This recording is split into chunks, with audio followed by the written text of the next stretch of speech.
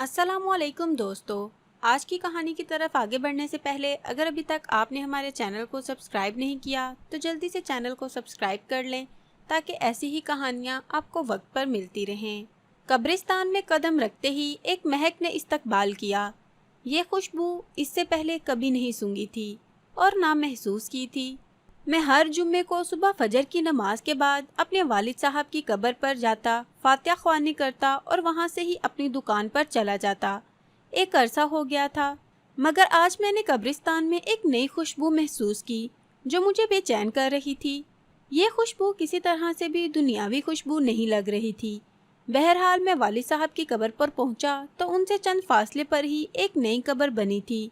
ताज़ा फूल और चादर से अंदाज़ा लगाना मुश्किल नहीं था कि 2 या 3 दिन पहले ही ये कब्र बनी है। वालिद साहब की कब्र से फारिग होकर जाते हुए इस कब्र पर फातिहा ख्वानी के लिए रुक गया। फातिहा ख्वानी के दौरान महसूस किया खुशबू इस कब्र से ही आ रही है। कंफर्म करने के लिए कब्र की मिट्टी मुट्ठी में भरी तो एकदम ठिठक गया। कब्र की मिट्टी ठंडी थी, जैसे नम हो, जबकि मिट्टी बिल्कुल खुश्क थी और कमाल हद तक ठंडी थी। बहरहाल मिट्टी को वहीं कब्र पर फेंक दिया और हाथ झाड़ने के बाद चल पड़ा।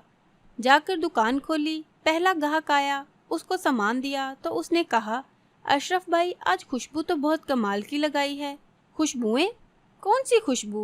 तो उसने कहा, अशरफ भाई खुशबू आप लगाते हो और पूछते हमसे हो कौन सी खुशबू। बहुत ही भले बानस आदमी हो आप भी अशरफ भाई। ये कहते हुए वो चल पड़ा। मैंने जब अपने हाथ को सूंघा तो वही खुशबू मेरे हाथ से आ रही थी। तमाम दिन मैं उस खुशबू को महसूस करता रहा। हाथ धोने के बावजूद भी मेरा हाथ मुअत्तर रहा। अगले दिन हफ्ते को भी मैं ना चाहते हुए कब्रिस्तान चला गया। वालिद साहब की कब्र पर फातिहा ख्वानी के बाद उस कब्र पर फातिहा ख्वानी की। किसकी कब्र है? ये कौन है जो इस कदर नेक है, जिसकी कब्र ठंडी और खुशबूदार है?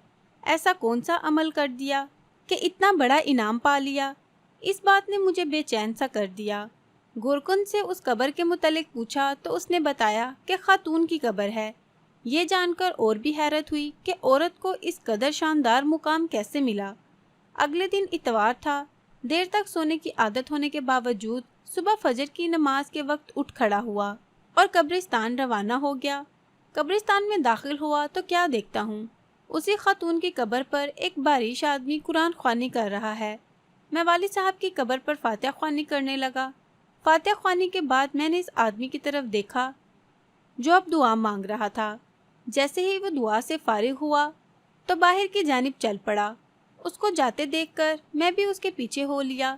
जैसे ही वो गेट से बाहर निकला मैंने आवाज़ दे दी, सर बात सुने, 1 मिनट प्लीज़। जी फरमाएं। सर मैं माजरत चाहता हूँ, मैंने आपको तकलीफ़ दी, मगर मैं आपसे एक बात पूछना चाहता हूँ, अगर आप इजाज़त दें तो। जी आप पूछें, क्या बात है? इंतहाई मेहनत से उस शख्स ने जवाब दिया, शुक्रिया सर, जज़ाकल्लाह। मैं दरअसल जानना चाह रहा था ये किन की कब्र है जहां आप कुरान ख्वानी कर रहे थे। अगर आप मुनासिब समझे तो बता दीजिए। ये आप क्यों पूछ रहे हैं? उसने सवाल किया।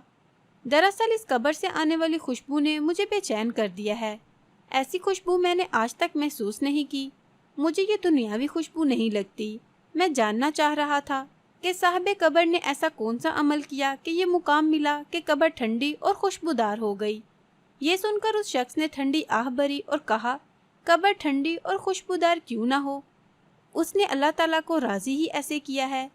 जी मैं यही जानना चाह रहा था कि ऐसा कौन सा अमल है जिससे ये सादत नसीब हुई। तो उसने बताया कि ये मेरी जोजा की कब्र है। 30 साल हमारी रफाकत रही। मैं 4 बहनों का इकलौता भाई हूँ। मेरी बहनों और माँ को मेरा सेहरा देखने का बेहद शौक था। सरकारी नौकरी मिलते ही चांद सी दुल्हन की तलाश शुरू कर दी गई। यूं दिनों में लड़की की तलाश का काम मुकम्मल हुआ और शादी हुई और माँ बहनों ने अपने अरमान दिल खोल कर पूरे किए। शादी की पहली रात मैंने घूंघट उठाने से पहले अपनी पग उसके कदमों में रखते हुए साफ अल्फाज में बता दिया, मुझे माफ़ कर दो, मैं हक़ ज़ौजियत अदा करने से बिल्कुल कासिर हूँ। मेडिकली तौर पर मुकम्मल अनफिट हूँ। सिर्फ अपनी वालदा और बहनों की खुशी की खातिर खुद गर्ज बन गया हूँ।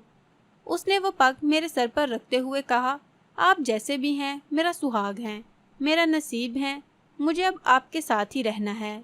उस दिन के बाद उस अल्लाह की बंदी ने मेरे साथ 30 साल गुजारे, मेरे घर वालों की हर बात बर्दाश्त की, बांझ होने के ताने भी सुने, मगर मेरा पर्दा रखा।